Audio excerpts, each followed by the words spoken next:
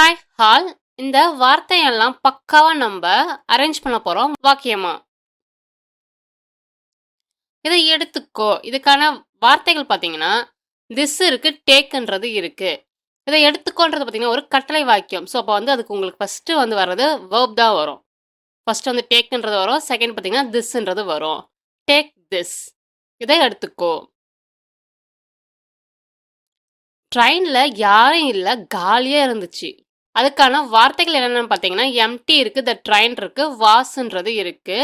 இதில் நம்ம எதை பற்றி பேசுகிறோமோ அதான் ஃபர்ஸ்ட் வரும். ட்ரெயினை பற்றி தானே பேசுகிறோம். அப்போ ஃபர்ஸ்ட் உங்களுக்கு த ட்ரெயின்ன்றது வரும். செகண்ட் பார்த்தீங்கன்னா உங்களுக்கு வாஸ்ன்றது வரும். மூணாவது பார்த்தீங்கன்னா எம்டின்றது வரும். The train was empty. The train was empty. Empty பார்த்தீங்கன்னா உங்களுக்கு காலியாக அப்படின்னு அர்த்தம் தருது. அது தெளிவாக இல்லை. இதுக்கான வார்த்தைகளை பார்த்துருவோம். இஸ் நாட் இருக்கு, இட் இருக்கு, கிளியர்ன்றது இருக்கு. அது இதுக்கு பார்த்தீங்கன்னா உங்களுக்கு இட்டுன்ற வேர்டு வந்து வரும். ஃபர்ஸ்ட் வந்து உங்களுக்கு இட்டுன்றது வரும். செகண்ட் பார்த்தீங்கன்னா இஸ் நாட்ன்றது வரும். மூணாவது வந்து பார்த்தீங்கன்னா கிளியர்ன்ற வேர்டு வந்து வரும். It is not clear. Clear வந்து பார்த்தீங்கன்னா உங்களுக்கு தெளிவாக அப்படின்னு அர்த்தம் உங்களுக்கு தருது. இப்போவே அதை திருப்பி கொடு. இட் இருக்கு, பேக் இருக்கு, நவ் இருக்கு, கிவ்ன்ற வார்த்தைகள் இருக்கு.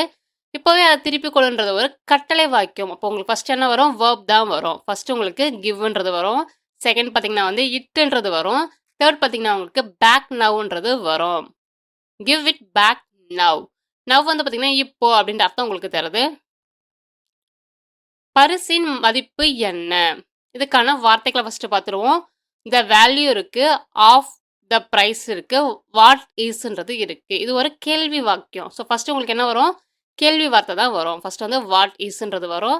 செகண்ட் வந்து பார்த்தீங்கன்னா த வேல்யூன்றது வரும். தேர்ட் வந்து பார்த்தீங்கன்னா ஆஃப் த ப்ரைஸ்ன்றது வரும். What is the value of the price? What is the வேல்யூனா வந்து மதிப்பு என்ன அப்படின்னு அர்த்தம் தருது. ஆஃப் த ப்ரைஸ்னா வந்து பரிசின் அப்படின்னு அர்த்தம் தருது. அது ரொம்ப சத்தமா இருக்கு. இதுக்கான வார்த்தைகளை பார்த்துருவோம். டூ லவுட் இருக்கு, இஸ் இருக்கு, இட்டுன்றது இருக்கு.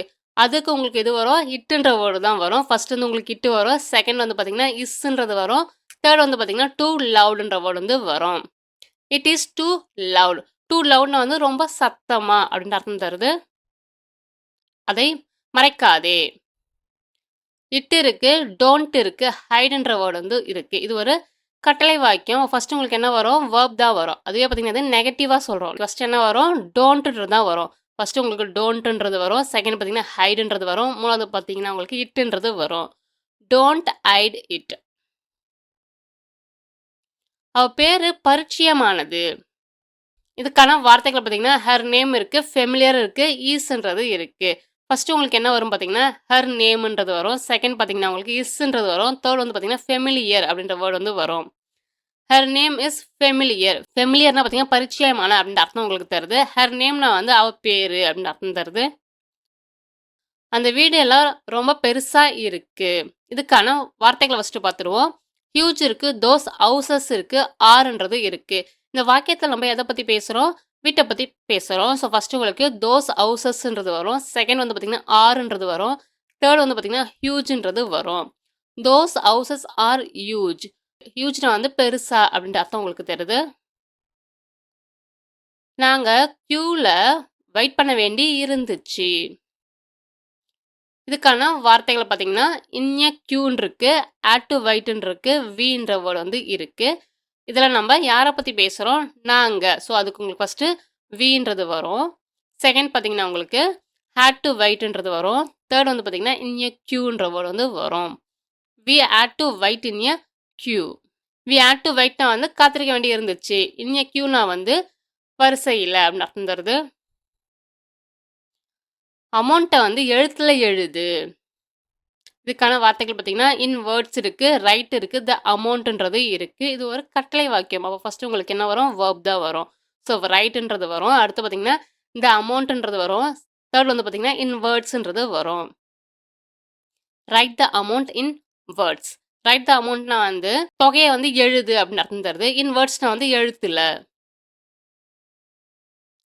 அவன் சரளமாக இங்கிலீஷ் பேசுகிறான். இதுக்கான ஆங்கில வார்த்தைகளை ஃபஸ்ட்டு பார்த்துருவோம்.